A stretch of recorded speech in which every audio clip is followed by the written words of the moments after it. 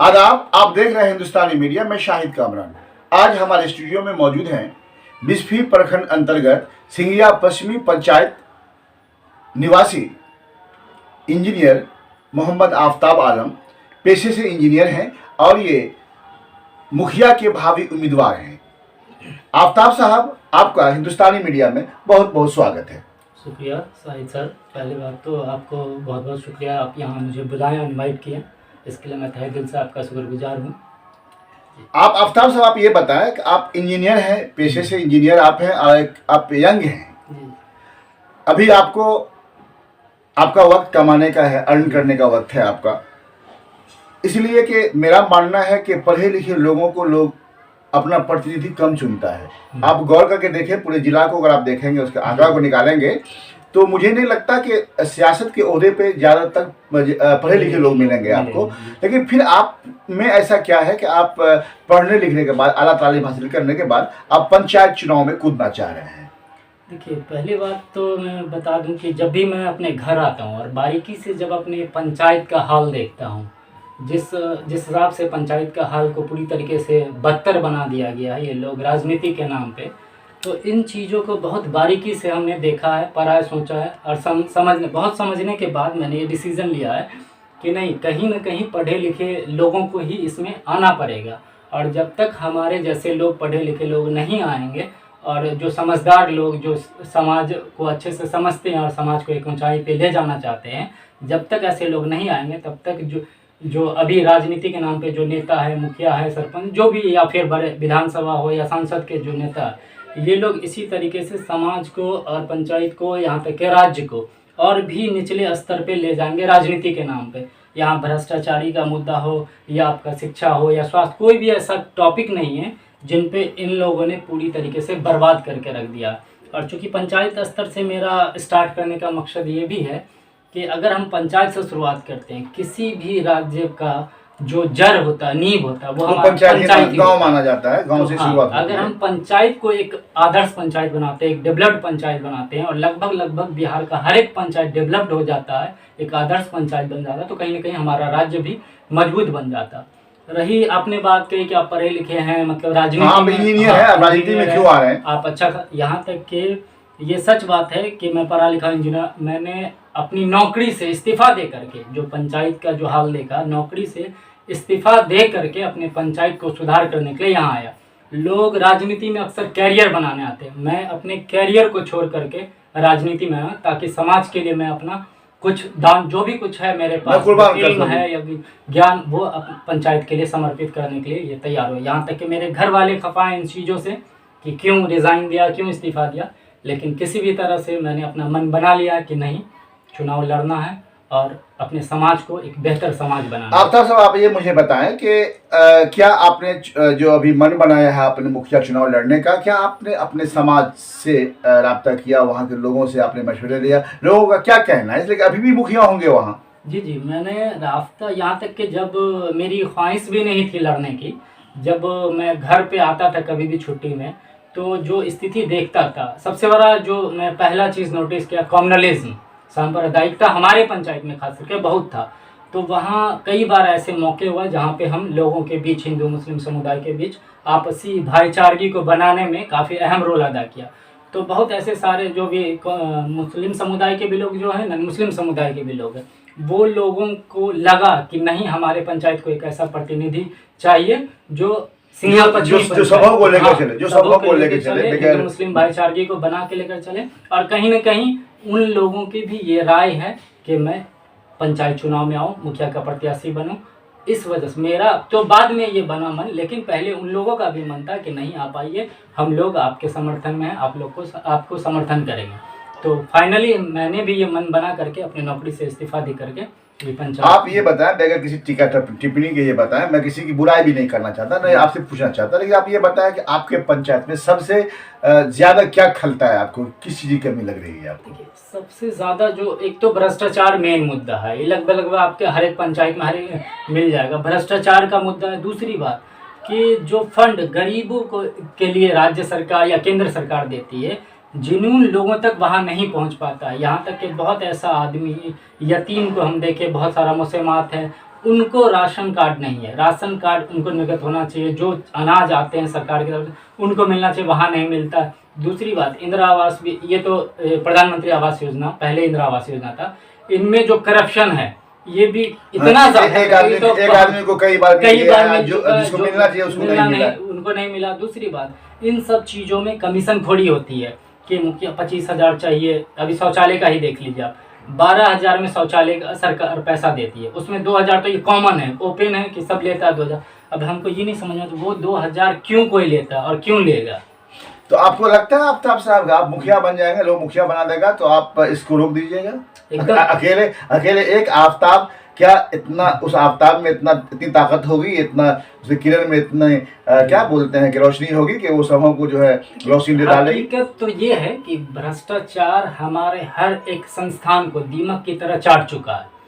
अगर हम अकेले के, अगर हमको विधायक भी बना दिया जाए ना, तो हम नहीं खत्म कर सकते, लेकिन कोशिश कर सकते हैं, कोशिश हम यहाँ कर सकते हैं कि जो हमारे क्षेत्र के जो गरीब गुरबा लोग हैं, जो जरूरतमंद लोग हैं, सरकार की तरफ से, राज्य सरकार हो या केंद्र सरकार की तरफ से जो फंड आते हैं गरीबों के लिए, जायज फंड वहां तक हम पहुंचाने की पूरी कोशिश करेंगे। भ्रष्टाचार की बात है तो हमको लगता है इसमें कई दशक लग जाएंगे उसको खत्म करने में। जब नया जनरेशन आएंगे पढ़ लिख करके, नई सोच जब पैदा होगी, तब कहीं बदलाव। भ्रष्टाचार तो हम क्या कह तो दिए, अगर हम विधायक भी बन जाते आज के डेट में तो हमारे बस की बात नहीं कि पूरी तरीके से भ्रष्टाचार को नियंत्रण कर सकते, जहां हम कर सकते। जैसे शौचालय की बात है, लोग आज 2,000 लेता, हम एक भी रुपया नहीं लेंगे। प्रधानमंत्री आवास योजना में लोग 20,000 25,000 लेता है, वहां भी हम एक भी रुपया नहीं लेंगे।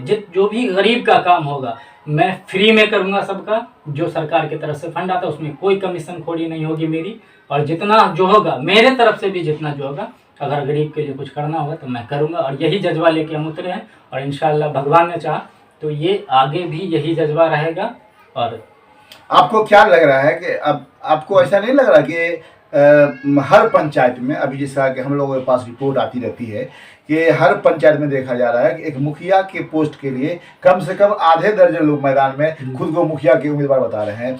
आखिरकार ये मुखिया एक लॉलीपॉप की तरह क्यों बन गया मुखिया पोस्ट? क्या वजह है इसकी?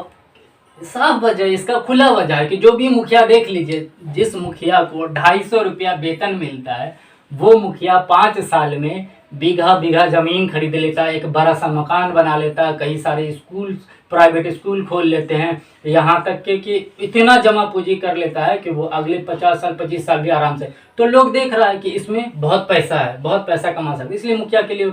हालांकि मुखिया का अगर सही मायने में उसके पद का इस्तेमाल किया जाए तो 5 साल में लोग अगर भ्रष्टाचारी नहीं करे, अपना तिजोरी नहीं भरे, अगर पंचायत के लिए सोचे, पंचायत के विकास के लिए सोचे, तो 5 साल इनफ है पंचायत के विकास के। 5 साल में इतना विकास हो सकता है कि दोबारा किसी भी मुखिया को बनने की जरूरत नहीं, कोई डेवलपमेंट नहीं। अगर सही से ईमानदारी से कर दिया जाए तो 5 साल के बाद हमको नहीं लगता कि कुछ उस तरह से डेवलपमेंट की काम बचा हो, चाहे वो शिक्षा हो, स्वास्थ्य हो, या फिर नाला रोड। अभी देख लीजिए मुखिया क्या जनरली करते हैं कि अगर उनको पता है कि ये हम नाला बनाते हैं, इसमें हमको 50 लाख रुपया, वो बना देते हैं। ये रोड बनाएंगे हम तो इसमें, मतलब जहां उनको लगता है कमीशन उसी काम करते हैं। अब एक एग्जांपल ले लीजिए जॉब कार्ड का। जॉब कार्ड में क्या है कि जिस आदमी ने, कि जिनका भी जॉब कार्ड बना, जिस भी गरीब का, वो मनरेगा का जी वो मुखिया के, अगर मनरेगा में वो 90 डेज 90 दिन अगर वो काम करते हैं, तो 90 दिन अगर वो काम कर लिए मनरेगा में वो जॉब कार्ड के थ्रू, तो 1 साल के बाद, 1 साल रजिस्ट्रेशन के 1 साल पुरने तक, उसके बाद उनकी बेटी की, कोई भी बेटी की शादी करेगा तो उनको गवर्नमेंट 50,000 देती है, प्लस सालाना 3,000 सैलरी। उसके बाद और भी बहुत सारे ऐसे फंड है जो, लेकिन मुखिया ये काम नहीं करेगा। क्यों नहीं करेगा?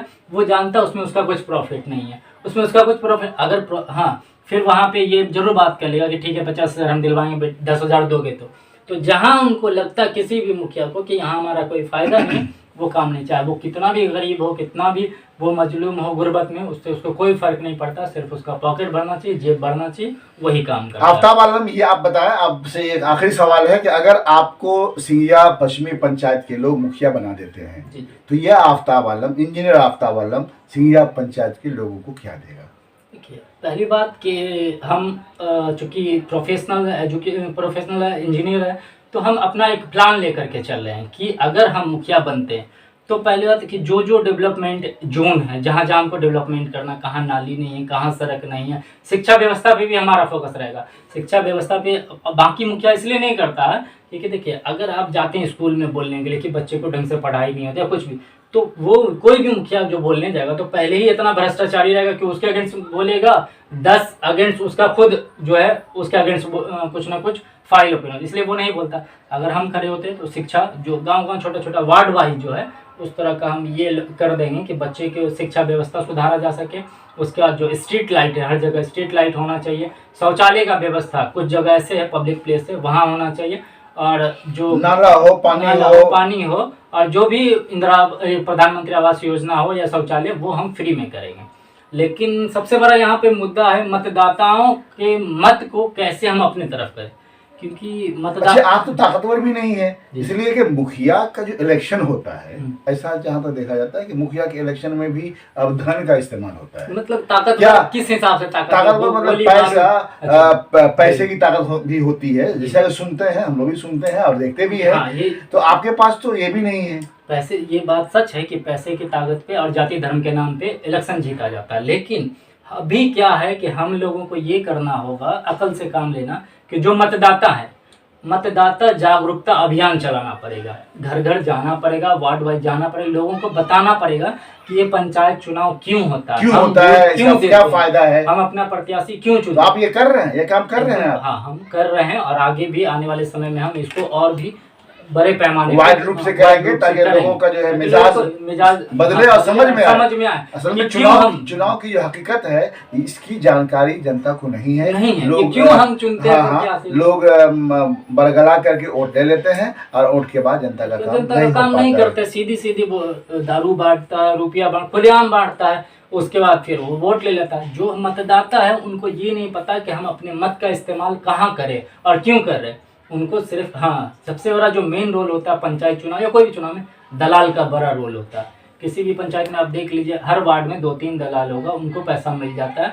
वो जो भोले भाले मासूम लोग हैं उनको बरगला दिया जाता है कि ठीक है फला आदमी को वोट देना है, रात में या 2 दिन पहले जो भी, वो लोग जा करके उनको नहीं पता कि वोट की वैल्यू क्या है, वोट की कीमत क्या, हम क्यों दे रहे हैं। अगर जिस दिन उनको ये समझ में आ जाए कि हम क्यों वोट दे रहे हैं, इनका असल मकसद क्या है, और उस दिन से ही हर एक पंचायत में एक अच्छा कैंडिडेट, एक अच्छा नेता चुन लिया जाएगा। उसके बाद हर एक पंचायत का बेहतर से बेहतर विकास होगा। आप जैसे जल्द एक आखिरी बात कि आप सिंघिया पंचायत के लोगों से कुछ अपील करना हो तो अपील कर दें। जी, सिंघिया पंचायत के लोगों से मैं ये अपील करना चाहता हूँ, हर जाति धर्म के लोगों से, कि देखिए वोट अभी तक जो पंचायत चुनाव हुआ है और जो भी मुखिया प्रत्याशी रहे और जो हमारे सिंघिया पश्चिमी पंचायत का हाल है, वो सब आपके नज़र में है और आप सबसे कुछ भी नहीं छुपा हुआ।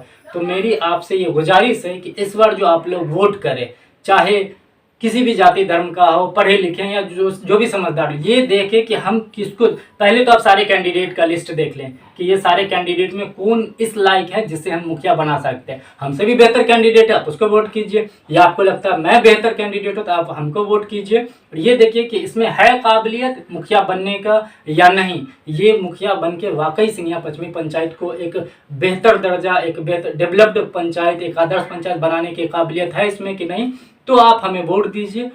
और यही अपील रहेगी कि आप वोट दीजिए, और मैं जरूर सिंघिया पश्चिमी पंचायत को एक ऐसा मुकाम पे लेके जाऊंगा जहां पूरे राज्य नहीं राष्ट्र स्तर पे अपने पंचायत का नाम रोशन करूंगा और साथ साथ अपना भी। बहुत बहुत धन्यवाद। बहुत धन्यवाद। ग्राम पंचायत, सबका साथ, सबका विकास, सबका विश्वास।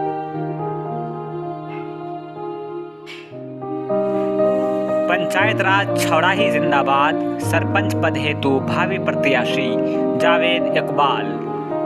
इन्होंने ठाना है छौड़ाही पंचायत को आदर्श एवं शिक्षित पंचायत बनाना है।